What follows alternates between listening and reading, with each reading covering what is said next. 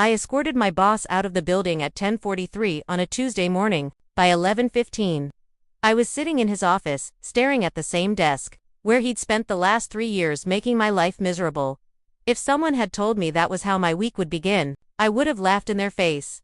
For most people at my company, my manager was difficult. For me, he was a daily psychological endurance test disguised as a supervisor. Every morning started with tension. Every meeting felt like a setup. He had this talent for making people doubt themselves even when they were right, especially when they were right. I watched brilliant coworkers get reduced to nervous wrecks after one-on-one meetings with him. I watched him hijack presentations, rewrite other people's ideas as his own, and publicly blame his team for mistakes he personally caused. Somehow, upper management never fully saw it, or maybe they did and decided keeping him was easier than replacing him. What they didn't know was that for 3 years, I had quietly documented everything, every broken process, every failed launch, every terrible decision he forced through after ignoring warnings from the people actually doing the work. I kept notes in a private OneNote file not because I thought I'd ever become a manager, but because writing things down was the only thing keeping me sane. And then, completely out of nowhere, the company announced budget cuts. Our department director took early retirement. And on his second to last day before leaving the company forever, he fired my boss. No warning, no dramatic speech, one closed-door meeting, one call from HR. And suddenly, the man who controlled every miserable second of my work life was carrying a cardboard box through the parking lot while I walked beside him in complete silence. I thought that was the ending. I had no idea it was actually the beginning. The first thing I noticed after my boss got fired was the silence. Not normal office silence, the kind where people are focused and typing away. This was different. It felt like the entire department had been holding its breath for years, and suddenly didn't know how to act now that the pressure was gone. Nobody said anything while I walked back from the parking lot after escorting him out. A few coworkers glanced up from their desks pretending to work, but I could see it in their faces. Shock, relief, curiosity. One guy actually looked like he was trying not to smile. I sat down at my desk expecting the day to continue like normal. Instead, 5 minutes later, our retiring director appeared beside my cubicle and quietly asked me to come into the conference room. The second I walked in, I knew something strange was happening. The director was sitting at the far end of the table with another senior manager from a neighboring department. Both of them looked unusually serious. The blinds were closed. Someone had already placed a folder in front of the empty chair, waiting for me. For a split second, I honestly thought I was getting fired too. My stomach dropped as I sat down. The director folded his hands and sighed heavily, like a man already halfway checked out of the company. Well, he said, today got a little more complicated than expected. Nobody laughed then. He slid the folder toward me. Inside was an organizational chart with my ex-boss's name crossed out in red ink. And directly underneath it, my name. At first I genuinely thought it was a mistake. I remember staring at the page for several seconds trying to process what I was looking at while my brain completely refused to catch up with reality. You're taking over the team, the other manager said calmly. Effective immediately. I actually looked behind me to make sure there wasn't someone else in the room they were talking to. Me, the youngest senior employee in the department, the same guy who'd spent 3 years arguing with management about everything that was broken. I opened my mouth to respond, but nothing came out. Because the truth was, I had imagined this moment 100 times before.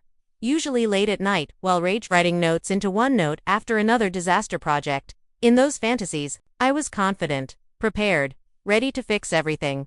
But sitting there in that conference room, staring at my ex-manager's crossed-out name, all I felt was panic. The director leaned back in his chair and rubbed his eyes. I know this is sudden, he admitted, but frankly, you already know more about how this team operates than anyone else. That almost made me laugh. Yeah, I knew exactly how the team operated. Poorly because every system we had was built around one man's ego. Every project required unnecessary approvals. Every customer update turned into a political performance. Half our delays existed because my boss needed constant control over decisions he barely understood. And now all of that was mine to fix. Or fail, trying. For the rest of that day, I barely remember anything clearly. People kept stopping by my desk pretending they had quick questions. But really they just wanted confirmation that the rumors were true. Every conversation started the same way. Wait, so you're actually taking over? Then came the awkward congratulations, the cautious smiles, the nervous jokes about finally surviving the apocalypse. One coworker leaned into my cubicle and whispered, "I honestly thought they'd bring in some outside manager."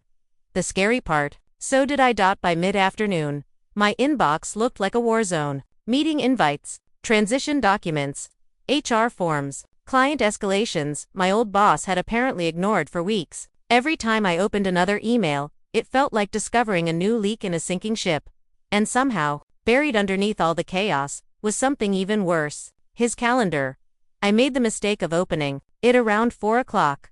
That was when I realized my ex-boss hadn't actually been managing projects. He'd been managing appearances. His entire week was packed with status meetings, executive check-ins, strategy discussions, and endless presentations designed to make him look important. Meanwhile, the actual work, the deadlines, customer issues, technical planning had been dumped onto the team with almost no support. Suddenly, 3 years of dysfunction made horrifying sense. The guy wasn't overwhelmed because the job was impossible. He was overwhelmed because he spent all his energy protecting his image instead of helping his people. I sat there staring at the monitor while a slow, uncomfortable realization settled over me. If I failed in this role, I couldn't blame him anymore. That thought hit harder than I expected. For years, my coworkers and I had survived by treating our boss like the source of every problem. It was almost comforting in a weird way. No matter how bad things got, we always had someone to point at. But now the responsibility belonged to me. At around 5:30, most people started leaving for the day. Normally our office emptied out fast, but that evening something unusual happened. Small groups of coworkers kept lingering near my desk, almost like they were waiting to see what I would do. That pressure felt heavier than any official promotion, because these weren't just employees anymore. These were people who had suffered through the same miserable environment I had. People who had vented to me after terrible meetings. People who had nearly quit. Some of them had trusted me long before management ever did, and now they were silently hoping I could actually change things. No pressure, right? Eventually, only one other person remained in the office, the new hire my ex-boss had recruited a few months earlier. He walked over slowly, holding his laptop bag like he was unsure whether to speak. "You got a minute?" he asked. I nodded. He sat down across from me and hesitated for a second before saying something that completely caught me off guard. I was actually about to quit. I blinked. "What?" He gave a dry laugh and rubbed his forehead. "Honestly, I thought this whole department was dysfunctional when I started. Your boss made me feel like an idiot almost every day." That didn't surprise me. But what he said next did. "The only reason I stayed," he admitted, "was because you kept warning me not to take his behavior personally." For a second, neither of us spoke. Then he looked around the nearly empty office and asked quietly, "So, what happens now?" I wish I could say I gave him some confidence, inspirational answer. Something leadership book worthy. Instead, I looked at him for a second and said the most honest thing that came to mind. "I have absolutely no idea." He laughed harder than I expected, probably because he knew I meant it. That was the strange thing about our team. After my boss got fired, nobody trusted polished corporate answers anymore. We'd spent years listening to rehearsed speeches about efficiency, alignment, and strategic direction while projects exploded around us in real time. People were exhausted from fake confidence. So instead of pretending I had some master plan, I just told the truth. "I know what's broken," I said. "I just don't know how much of it I can fix yet." The new hire nodded slowly. And for the first time all day, I felt something shift. Not authority. Trust. There's a difference. Authority comes from a title. Trust comes from people believing you're not lying to them. By the time I finally left the office, it was nearly 7:30. The parking lot was mostly empty except for a few scattered cars under the orange glow of the streetlights. I sat inside my car for almost 10 minutes without starting the engine, because the adrenaline was finally wearing off. And underneath, it was fear, real fear, not fear of hard work. I'd already been doing most of the work for years. I was afraid of becoming him. That thought stayed in my head the entire drive home. People always think toxic managers start out evil, but I don't believe that anymore. Most of them probably begin as normal employees under pressure. Then deadlines pile up, executives demand results, customers complain, ego takes over, control becomes addictive. Slowly they stop listening because admitting mistakes feels dangerous. I kept wondering, If my old boss had once sat in his car exactly like this, convincing himself he'd do things differently, and somewhere along the way, he changed, that possibility terrified me more than the promotion itself. When I got home, I opened my laptop almost immediately. Not to work, to open the OneNote file. 3 years of notes filled the screen. Hundreds of pages. Process improvements, customer complaints, workflow diagrams, ideas for reorganizing meetings, lists of recurring problems that nobody ever addressed. At the top of one page, I'd written something months earlier after an especially disastrous project meeting. The team is not failing because people are lazy. The team is failing because everyone is operating in survival mode. Reading that now felt different. Before, those notes had been coping mechanisms, proof that I wasn't crazy.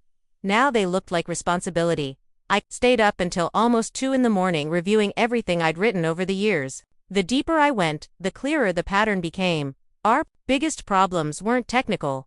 They were cultural. Nobody trusted each other anymore. Employees were afraid to speak honestly because they'd get blamed if something went wrong. Customers stopped believing our timelines because we constantly Even basic meetings had turned into political theater where everyone protected themselves instead of solving problems. And somehow, unbelievably, upper management had mistaken all of this for normal workplace stress. Around midnight, I found a page titled, "Things I'd Change If I Ever Ran This Team." I barely remembered writing it. There were only 5 bullet points, but the first one stopped me cold. Stop punishing people for telling the truth. I stared at that sentence for a long time, because suddenly I realized something important. Maybe people didn't need a perfect manager. Maybe after years of chaos, they just needed a safe one. The next morning, I got to the office almost an hour early, partly because I couldn't sleep, partly because I wanted a few quiet minutes before reality officially started. But the second the elevator doors opened, I knew the day was already going to be chaos. My inbox had exploded overnight. 23 unread emails from customers, for meeting invitations from upper management, a priority escalation flagged by sales, and sitting at the very top was a message from one of our largest clients with the subject line, "Need immediate clarification." That was never a good sign. I opened the email and immediately felt my stomach tighten. Apparently my ex-boss had promised them a delivery timeline that was almost impossible to hit. Not difficult, impossible. The kind of commitment that only made sense if you either didn't understand the project or assumed your team would somehow magically work nights and weekends to compensate. Neither explanation made me feel better. The customer's email was polite, but you could feel the frustration underneath every sentence. They wanted answers, and for the first time, I couldn't forward the problem upward to someone else, because I was the someone else now. I leaned back in my chair staring at the monitor while a dangerous thought crept into my head. Maybe my old boss had been bluffing his way through situations like this constantly, not because he was confident, because he was scared. That realization didn't excuse his behavior, but it changed how I saw it. Underneath all the arrogance and micromanaging was probably a guy trying desperately not to look incompetent. The problem was that fear had spread to everyone around him. At 8 sharp, people started arriving. Normally mornings felt tense and robotic in our department. Everyone kept their heads down. Conversations were short. Nobody wanted unnecessary attention. That morning felt different. People were watching me. Not openly, not dramatically, but every interaction carried this quiet curiosity. Like the entire team was waiting to see whether things would actually change or if this was just another reshuffling of titles. At 9 o'clock, I held my first team meeting as manager. Honestly, calling it a meeting is generous. It was more like a group of traumatized employees cautiously observing a new zookeeper. Nobody knew how to act, including me. I stood at the front of the conference room holding a coffee I barely touched while everyone settled into their chairs. Some people avoided eye contact completely. Others looked strangely nervous, like they expected me to suddenly transform into our old boss halfway through the meeting. For a few painful seconds, nobody spoke. Then I made a decision that probably changed everything. I closed my laptop. The sound immediately got everyone's attention. Because our old manager never closed his laptop in meetings. He spent most discussions half-reading emails while people talked. "I'm gonna be honest," I said. "I didn't prepare a speech for this." A few people exchanged cautious glances. "I know the last few years have been rough," I continued, And I know a lot of people in this room are probably waiting to see if anything actually changes. Now I had their attention. So here's my only promise right now. If something's broken, you can tell me directly. You're not gonna get punished for speaking. Honestly, the room stayed silent, not skeptical. Silence, stunned silence, because I don't think anyone realized how badly they needed to hear. That. One coworker actually leaned back in his chair like tension had physically left his body. Another stared down at the table for several seconds before quietly asking, "So, you actually want feedback?" That question hit me harder than any promotion ever could, because suddenly I understood how low the bar had become. For the next hour, the meeting turned into something I don't think our department had experienced in years. Honesty. At first, people spoke carefully, testing the waters like survivors walking across thin ice. Complaints came out softened with nervous laughter and corporate safe wording. Communication could probably improve a little. Some project timelines maybe weren't super realistic. We might have a few unnecessary approval steps. Translation: everything is on fire. But slowly, once people realized I wasn't going to interrupt them or punish them, the floodgates opened. One coworker admitted she'd stopped bringing up technical concerns because our old boss used to publicly mock her during meetings if he disagreed. Another confessed he'd been quietly interviewing for other jobs for nearly 6 months. The new hire finally spoke up and described how our old manager would assign tasks with almost no context, then get furious when the outcome wasn't exactly what he imagined in his head.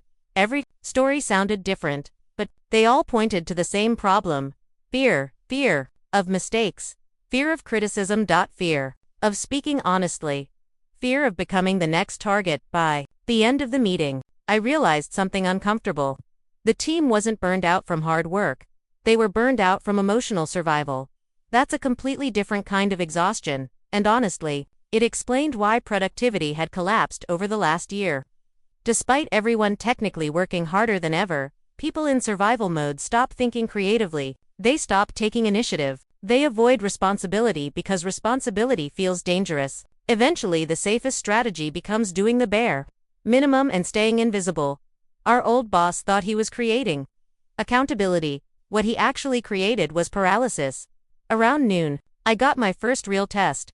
One of our largest customers requested an emergency video call regarding the impossible timeline my ex-manager had promised them. Sales had already escalated the issue to upper leadership, which meant if this conversation went badly, my reputation as the new manager could die before lunchtime. Perfect. I spent 15 minutes reviewing the account history before joining the call, and the deeper I dug, the worse it looked. My old boss hadn't just overpromised, he'd hidden delays for weeks. Status reports had been edited to make progress look further along than it actually was. Risks were minimized or ignored completely. Internal concerns from the team had never been shared with the customer.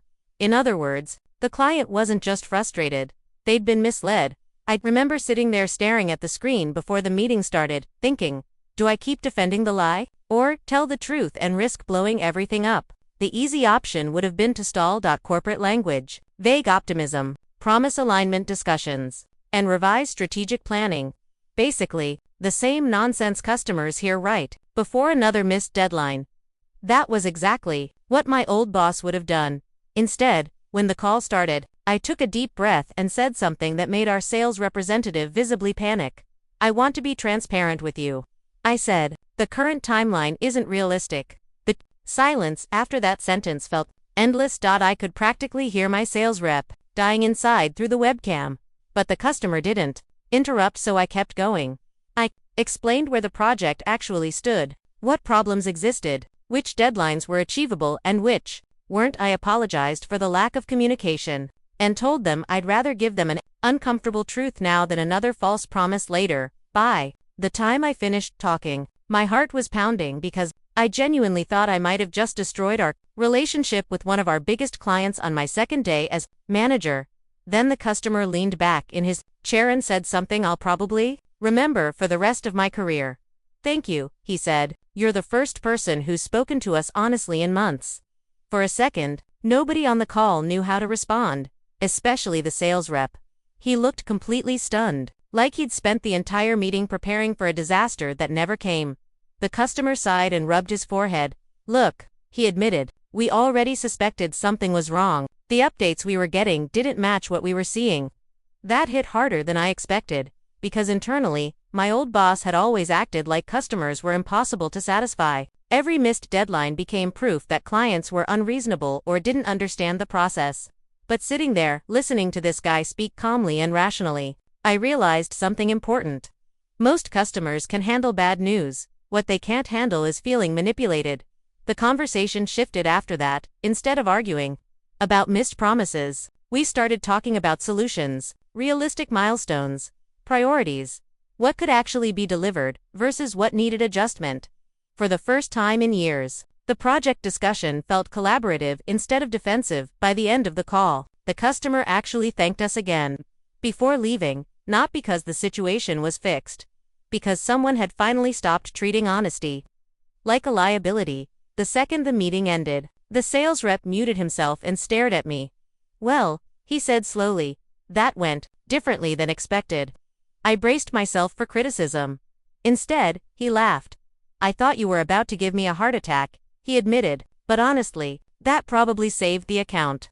After the call ended, I just sat there quietly, for a moment, staring at my reflection in the dark monitor. The weird part wasn't relief, it was how simple the solution had been. No manipulation, no political theater, no pretending everything was fine. Just honesty, and somehow that felt revolutionary in our department. Over the next few days, things started changing faster than I expected. Not because I introduced some genius management system, mostly because I stopped doing things that made everyone miserable. I removed 3 approval meetings that accomplished absolutely nothing except wasting time. I started asking employees what obstacles were slowing them down instead of demanding constant status updates. When people brought up problems, I stopped treating bad news like personal betrayal. And little by little, the atmosphere changed. It showed up in small ways. First, people laughed more. Coworkers started collaborating without being told to. Employees, who normally stayed silent during meetings, suddenly offered ideas. One afternoon, I walked past the break room and realized people were actually sitting in there talking instead of silently eating lunch at their desks. That sounds minor, but toxic workplaces train people to disappear. The moment employees feel psychologically safe again, you notice it immediately. Of course, not everyone trusted me yet. Some employees clearly expected the real manager version of me to appear eventually. Years of bad leadership had conditioned people to assume kindness was temporary. Honestly, I understood that trust takes longer to rebuild than fear. Then, about 2 weeks into the role, I discovered just how deep the damage actually went. It started with a spreadsheet, a boring, ugly spreadsheet buried inside an old project folder. At first glance it looked harmless, just delivery metrics and resource planning numbers. But the deeper I looked, the stranger things became. Deadlines had been altered retroactively, project statuses changed after failures happened, performance notes rewritten to shift blame away from management decisions and onto employees. I felt my stomach tighten as the pattern became obvious. My ex-boss hadn't just been disorganized, he had been quietly manipulating reporting data for months. Maybe years. Not enough to qualify as outright fraud. Just enough to protect himself. And suddenly, a terrifying thought crossed my mind. If upper management discovered how inaccurate some of these reports were, they might start questioning every project our team had touched, including the ones now under my name.